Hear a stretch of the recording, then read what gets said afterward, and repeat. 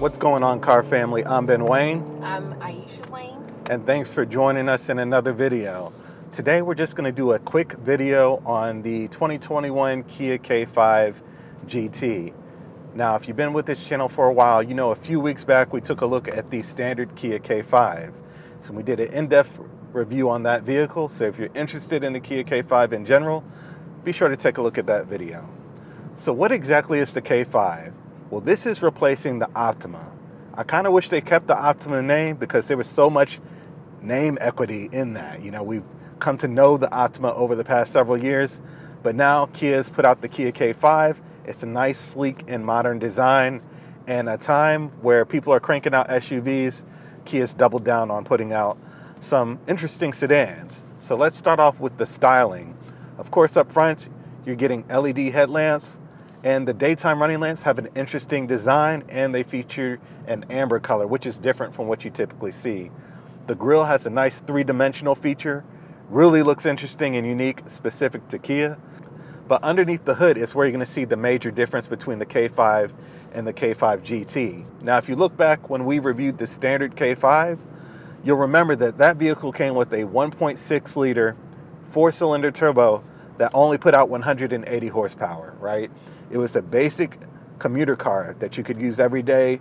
Didn't have too much power, but it got the job done, getting you from point A to point B. Now, when you look at the K5 GT, it has a 2.5 liter four-cylinder turbo that's putting out 290 horsepower and 311 pound-feet of torque.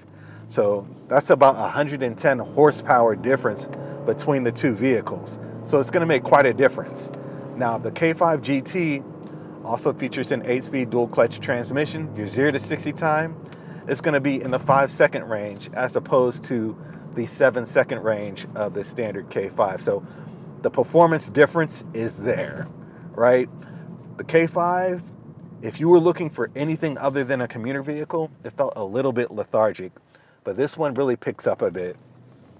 Unfortunately, it's slick, so we're not really going to be able to drop drop the hammer, but you can see that it picks up quite a bit. Yeah.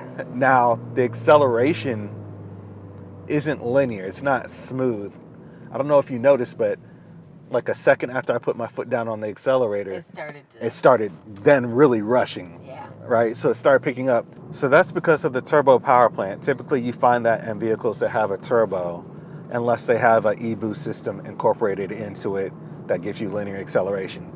So when it comes to the side profile, not much has changed between the K5 and the K5 GT, besides the fact that you're getting large 19-inch wheels on this one, which really help the looks of the side profile of this vehicle. If you remember the original review on the K5 that we did, it had like 16-inch wheels and the tires had a thick sidewall, and I said, these are the orthopedic shoes of wheels.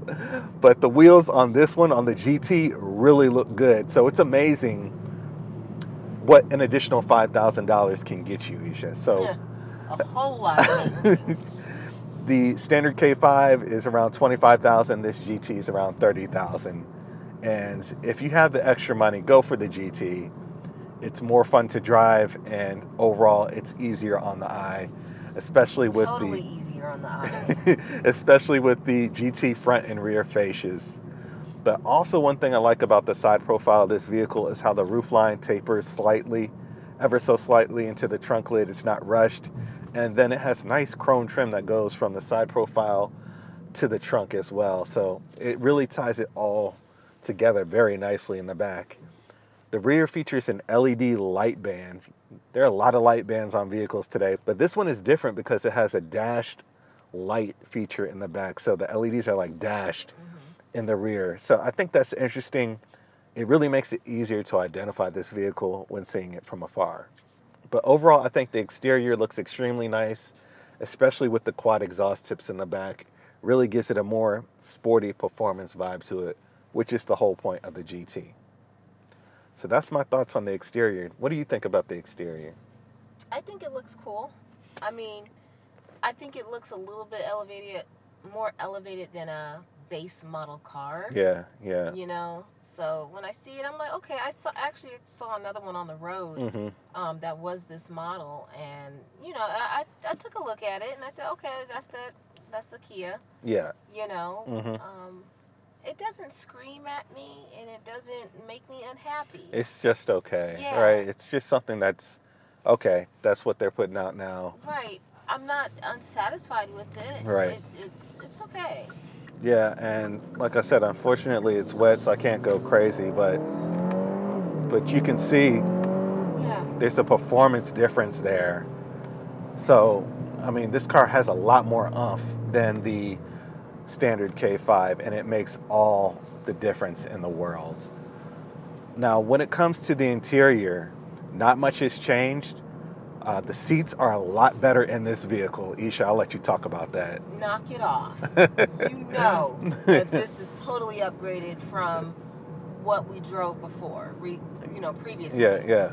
So the seats are one. It's not the old couch from the 80s, right, or right, early 90s. Right. This is actually more racing and more aggressive. Yeah, it says GT on the seats, and so the quality of it all is definitely higher quality. Yeah, it's definitely a lot more than what you got in the standard K5. I feel like they tried to make it like this, but the material was just so cheap, and you could tell. Yeah. It was. Like the leather seemed like it was about to peel off. It wasn't. I don't even know if it was. I think it was just cloth. No, maybe. It was that. It might have been. Okay. Run the tape back. You were just unsatisfied with that. It was just awful, and I don't think that any base model should have that in there. That's awful. For $25,000, I think the standard K5 could have been. I don't think any base model should have anything like that. I mean, come on. Yeah. That's just me. I agree.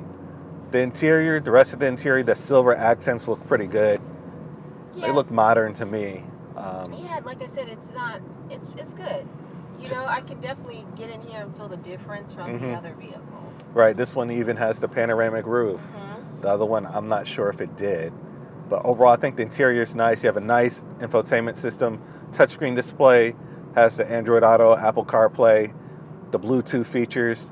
The steering wheel is even different. This one has a flat bottom, so it's kind of like a race-inspired theme. Gives you it makes you feel like you're in something a little bit more, right? It even has a heated steering wheel in this vehicle, so wow. The features are there. We get that on some of our other cars. Right. So the heated steering wheel looks nice. Behind the steering wheel, of course, you have a traditional instrument cluster, analog gauges behind the steering wheel. I do wish it was another screen behind here. Maybe we'll see that in the years to come from Kia. Who knows? But overall, I think they did an excellent job with the interior. The seats are a lot better. So if you have the additional $5,000 and you're looking at a Kia K5, I would skip the lower end models and go to the GT. This one makes you feel like you have that passing power. If you're on the highway and you're trying to get to an exit and somebody won't let you over, and the standard K5, you're gonna miss that exit. Right. Like that's just it. You're not making that exit. In this, you have a chance. You definitely have a chance. So that additional 110 horsepower makes all the difference in this vehicle, I'm telling you. The rear seating, just as spacious as the traditional K5. There are dual USB ports back there. You do have ventilation, so the interior doesn't leave you wanting for much. And of course, again, that panoramic roof just makes it's a huge difference. Huge difference. What do you think about the ride quality? This one has a sport suspension. The other one didn't. So how do you feel about it? I think it's fairly smooth. That's what I was gonna say. I think it's pretty smooth. It does have some get up and go, like you just did. I'm comfortable in it. I mean, I feel very spacious in it too. Yeah, you do have a lot of space. A lot of leg room. So in a world where all you're seeing is SUVs, if you're looking for a sedan that's reasonably priced, has decent power, decent space, decent tech features, it even has safety features like emergency braking, for $30,000, maybe this is something to consider. Kia is truly doing an amazing job right now. And for those of you who are questioning like the quality of the powertrain, Kia is backing all that because they're getting you a 10-year, 100,000-mile warranty on the powertrain. So there's not a lot of people out there who are doing that. So they're saying for those of you who are questioning the quality of like the engine or anything else, we're backing it by putting a 10-year claim on that. You know, a lot of other manufacturers are giving you 3-year, 36,000 miles. That's nothing. Right. But 10 years, you know, the average person doesn't even keep a car 10 years. And they're backing that for 10 years. So I think there's something to be said about that. Overall, that's just a quick review on this K5 GT. I want to thank you guys for joining us. If you want to see something more in depth, don't forget to check out my full review on the Kia K5. So with that being said, I'm Ben Wayne, the automotive reviewer that YouTube deserves.